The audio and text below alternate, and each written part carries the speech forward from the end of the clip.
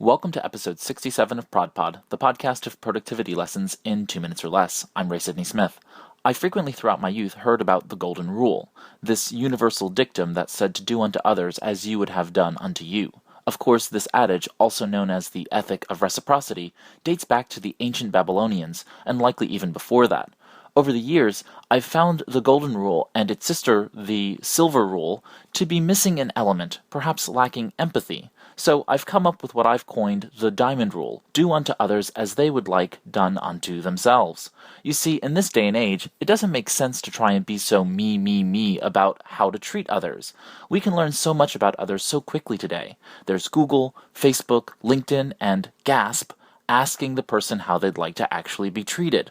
One example of how I apply the Diamond Rule is by tracking how people with whom I interact actually want to be communicated. Want to know how I know? I ask them. It turns out that people appreciate not only being asked how best it is to communicate with them, but additionally when and how to best communicate certain types of information. For example, while I tend to write long email correspondence, I know that I best receive email messages in single-topic, bite-sized ones. If more people wanted to get responses from me faster, they would email me one email per topic. They'd make it easy for me to give a decision back to them with their question right at the beginning of the email. This way, I can be pondering what they want from me as I read through the supporting points in the message. How do you best like to be communicated, and when, and in what format?